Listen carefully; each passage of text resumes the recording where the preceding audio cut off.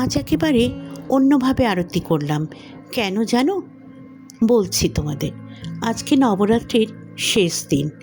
আমি তো দেখেইছ প্রতিদিনের নবরাত্রির আরতি তোমাদের সাথে শেয়ার করে নিয়েছি। আজকে বৃহস্পতিবারও, তাই প্রথমেই লক্ষ্মীর ঘট পেতে নিলাম। চন্দন সিঁদুর দিয়ে নিয়ম মতন যেরকম ঘট পাতি পেতে লক্ষ্মীর ঘট বসিয়ে ঘটে পুজো করে তারপর আরতির থালা সাজিয়ে নিলাম। এমনিতে তো আরতির সময় দেখেইছ আমি প্রতিদিন ঘিয়ের প্রদীপ দিয়ে আরতি করি। আজকে কিন্তু তার সাথে আরও 5টা প্রদীপ অ্যাড করে নিলাম। এই বাতিগুলোও কিন্তু ঘিয়ের বাতি। কেন করলাম জানো? আজকে কিন্তু অষ্টমী তিথি। অষ্টমীতে তো 108 প্রদীপ জ্বালাতে হয় মায়ের সামনে। তবে 108 প্রদীপ তো বাড়িতে জ্বালা সম্ভব নয়, আমার নেইও। তাই 5টা প্রদীপ জ্বালিয়ে আজকে মাকে আরতি করব, সঙ্গে ধূপ জ্বালিয়ে নিলাম।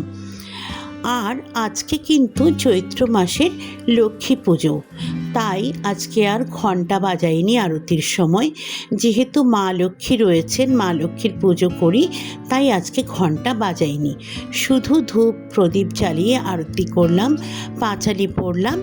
এইভাবেই আজকের পুজো শেষ করলাম। ফল মিষ্টি ছিল আজকের ভোগে। তোমাদের সবার নবরাত্রি কেমন কাটলো? মায়ের কৃপা তোমাদের সবার ওপর থাকুক এই কামনা করি। খুব ভালো থেকো।